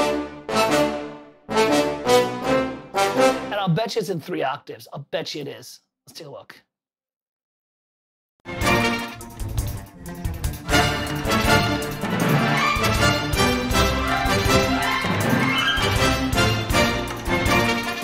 I think it's being doubled in the cellos and the double basses, and probably in the trombones too. Now let's really thicken this out. Let's really mess with this thing here. I'm going to load up in Symphobia the mixed orchestra compound section, strings with brass short notes, just to hear how it sounds. And then I'm going to pound the bejesus out of this thing. So let me go back to this. Let me go back to my other one where you can see my contact instrument. Oh God, I've got so many windows open. Here we go. Okay, staccato with trombone.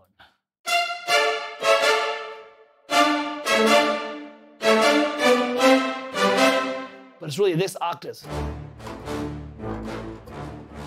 That's in octaves too.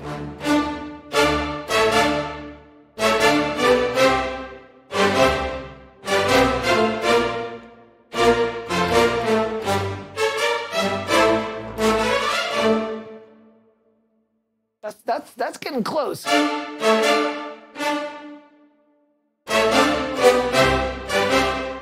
Right? That's getting pretty close to what we're hearing. And you'll notice all I'm doing is, see right there on this. Here's my trumpets in octaves. Forget that. I don't know why that one's showing, but it's not. It shouldn't be.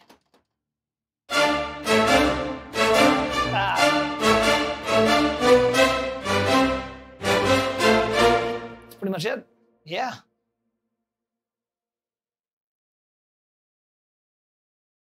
That's pretty cool, actually. And let's finish up real fast with these chords that are here, these dominant chords.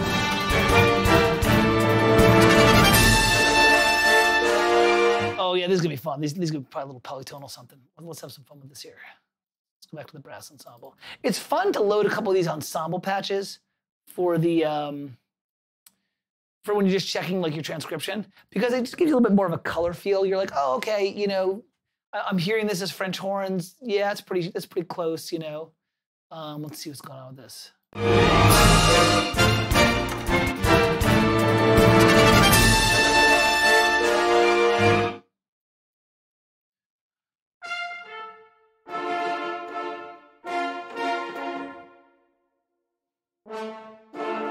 And that's actually very high French horns.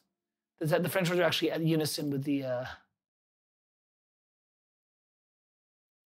trumpets there.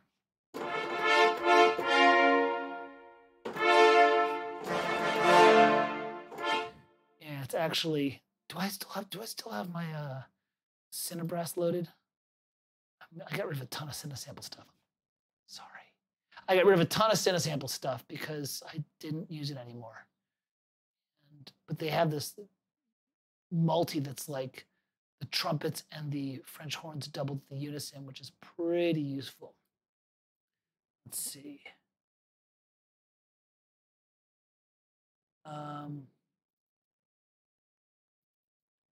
Give me 1 sec here.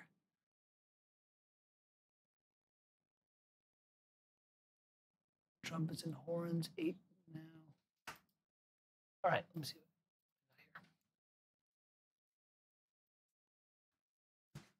Somebody's coming up. Hi, Nugget, how you doing? We're just finishing up the, yeah, Katie's Corners. Katie's back in action.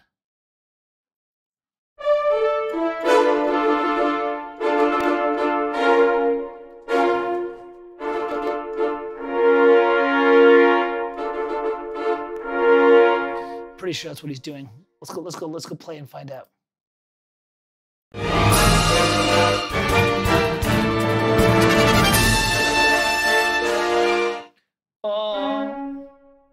Wait, let me catch that first.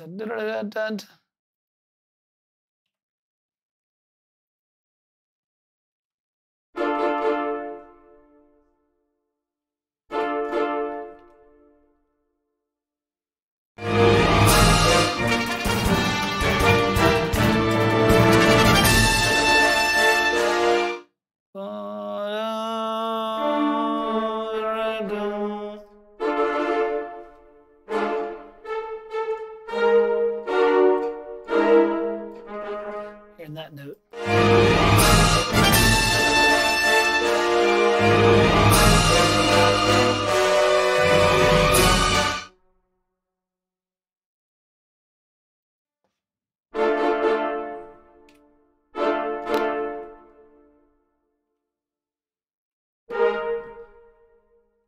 Let's fill in the colors in the middle.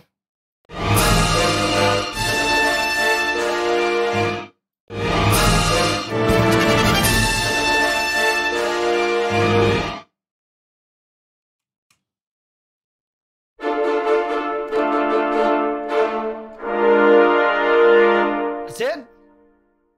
That's all it is? 2, 3, 4, 1. Dun, dun, dun, dun.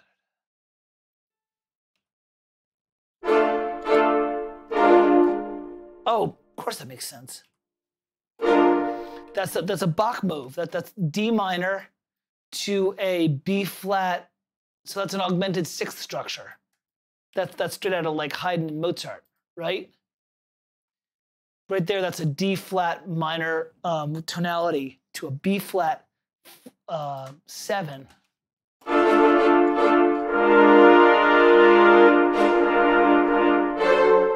Let's see what the next chord is.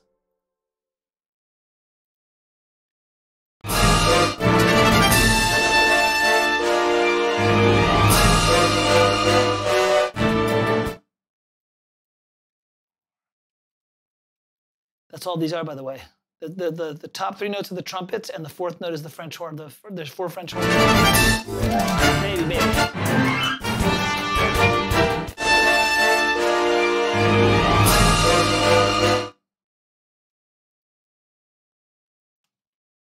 Let's see what's going on with this. Now we're just kind of like grabbing little bits and pieces of the transcription. Dun-dun-dun-dun. Dun-dun-dun-dun.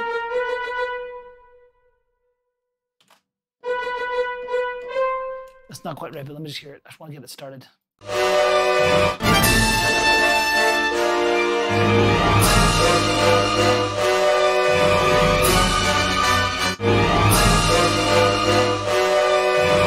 Dun, dun, dun, dun, dun.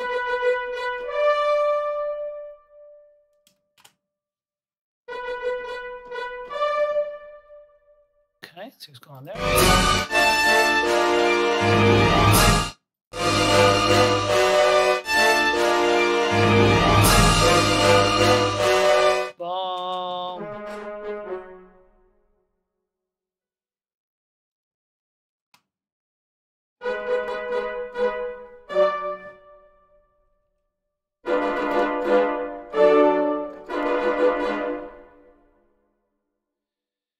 get away with a flat.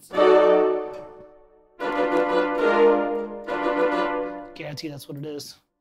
Diminished seventh chord with the drop two voice. Well, what is that chord?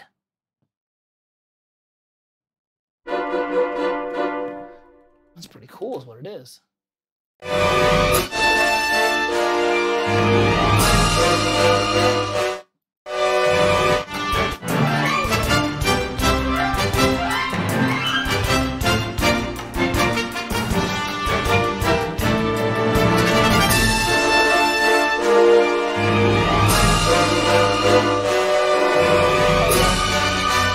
I misplayed it in. I need to write this more. It was a diminished seventh drop two. All that low G sharp there is just supposed to be an octave up. It's supposed to be.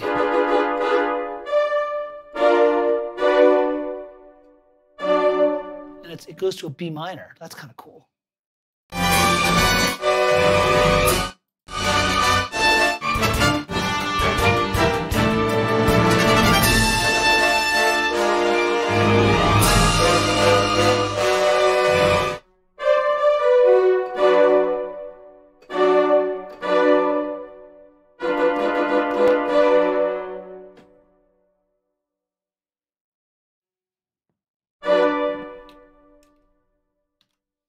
Stack right there.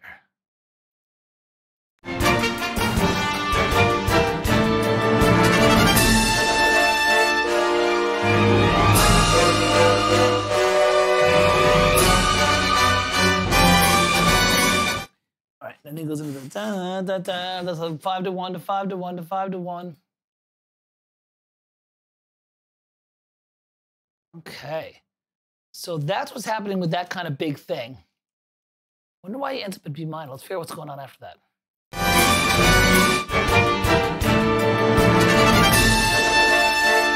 flat.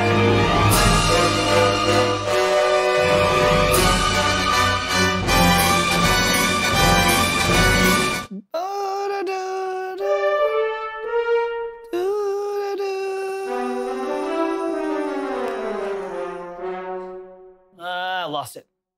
End of the day.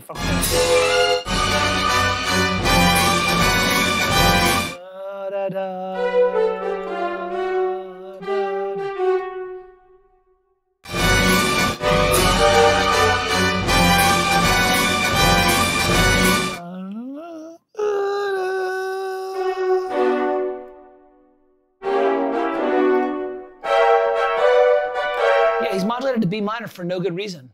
It's not for no good reason, it's because it's awesome, but it's like, so he's like, so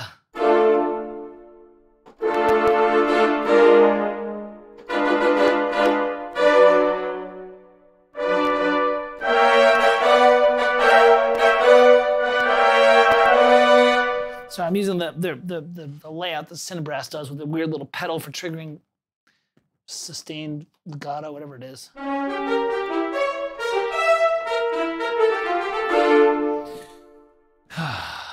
Samples. There's its own beast. All right, so let me see here. So that's just kind of like something to take away from that. I mean, once he gets into that whole that he's just doing your classic jazz diminished seventh triad as a dominant to the chord, diminished seventh to the chord, you know. You know, that kind of thing. He's just doing that with the voicing. The voicing is what interested me more.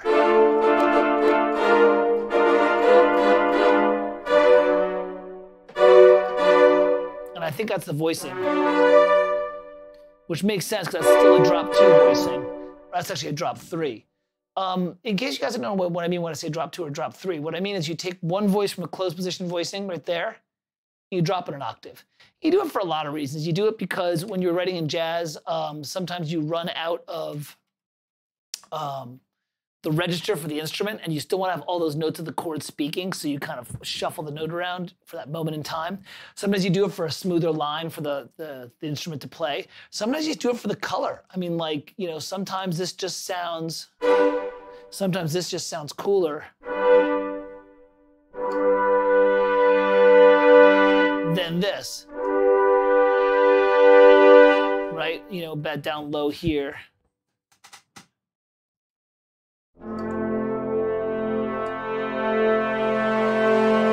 sounds much more warm than this.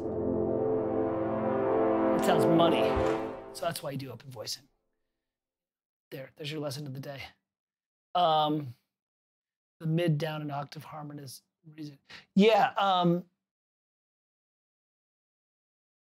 think it's pretty much just this closed voicing. I think it's the 2 trumpets on top and 4 French horns, or maybe 2 trumpets on top and, you know, the 2 bottom voices of the French horns, something like that. But it's that tight. It's not, there's not a lot, it's not, like it's not that stacked. You know, you can kind of see it where I've got this, it's not that big. It's pretty tight.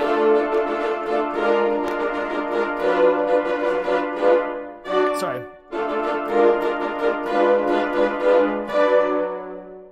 That's definitely, it's pretty cool actually. Let's hear how it resolves.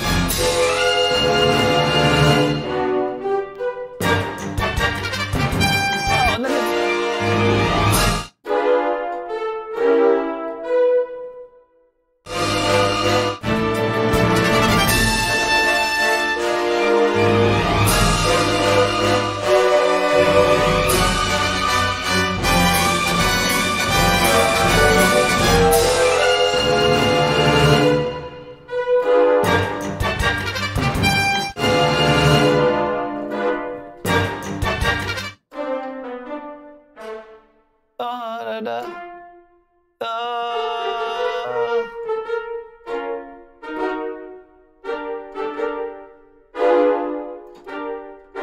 so, I mean, basically at the end, that kind of dominant 7th, diminished 7th is functioning as a dominant. He just uses it to just move to a whole other key area. That's a classic thing you do in jazz. Once you're like, if you're in some key like you're in C minor,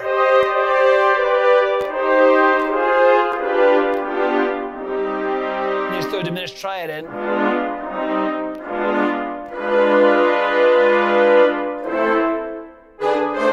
Because the diminished triad has a chain of dominants, it can go into like 4 different directions. Well, that's kind of cool. All right, you know what? I'll call it on that way. And the reason why is I'm getting close to having to start to go to the bathroom, and I've been here for a little under 2 hours, a little bit short, but you know, that's cool. I've kind of had some fun with this, and I tackled 2 of the harder parts of the transcription, which were those little fast woodwind runs and those brass voices, which actually wasn't as bad as I thought. But once again, man, what Raphael and I were talking about, and Rob, what you were saying too, is like with the spread triads and everything, is like you can do a lot with a little. If you know how to voice things properly, you don't need layers and layers and layers of stuff. I mean, again, going back to my Symphobia patch, which is just kind of like a general ensemble patch, if I, you know, voice things correctly with a good sense of resonance and register, you can get a lot with just a little. Here, I'll show you. I mean, let's go back to what I was doing here. Let's go find that Symphobia patch, that brass ensemble short notes, because I really like that. Brad, dude, Symphobia has been in my template and is going to be in my template for years because it just sounds good. And you know what? What's wrong with just having? Everyone's like, I want the latest and the greatest. Well, have stuff that sounds good. You know, go with that. So, you know.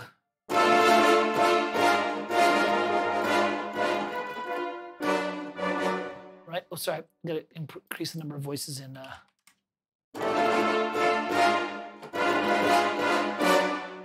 That sounds great. Absolutely phenomenal. Right? Nice and big and burly.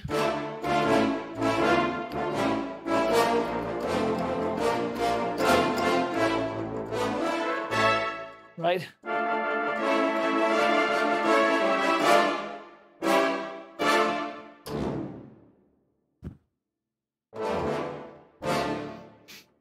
It's pretty cool, actually. You don't need a lot. You can get away with good registral spacing and open voicings or spread voicings. I mean, I'll do this one. I'll do the long notes. Here's a great example of that. We just learned from this. I'm just going to do a good old-fashioned spread voicing down low. I want sustain with the trumpets because they're awesome.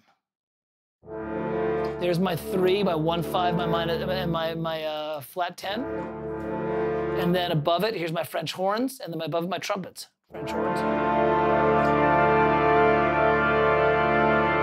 Right? Oh, by the way, if you ever wonder where Silvestri gets that big sound, that's all it is.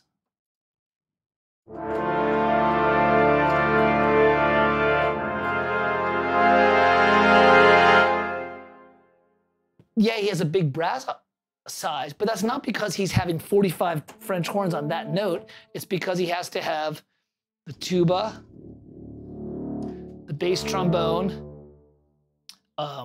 3 trombones here, 4 French horns here, and 3 trumpets there. And not 4 French horns, 8 French horns, because you gotta have 2 on a part. So if you listen, here's your Judge Dredd huge sound. Ready? Tuba, bass trombone, other 3 trombones, right? French horns.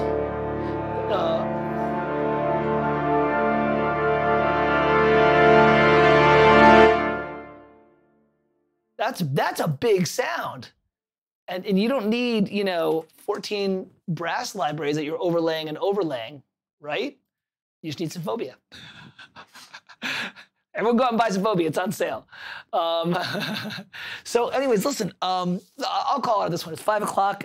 Catherine's up here, so she's clearly getting twitchy. I'm gonna go play some board games with my girls. But you know what, though? This was a good Farkle Friday. This is a good, I'm glad we tackled this transition, or this second part of the transcription. I'm glad we kind of focused on the brass, because that's actually the beefy stuff. And I feel like, myself included, I always forget how effective, smart, simple brass writing is. And you can see from this, trumpets in thirds, 3-part writing, don't overthink stuff when you do runs, little scales. I love this little bit that we just kind of plugged at real fast, this kind of, triad with a doubled root. Well, it's really more of a 4-voice structure that just moves between D minor, a B flat dominant chord, which is an augmented 6th, moving to a diminished 7th chord, moving to a B minor. It's a way to kind of slowly evolve from a D minor to a B minor, which is actually really clever on Dave Grusin's part.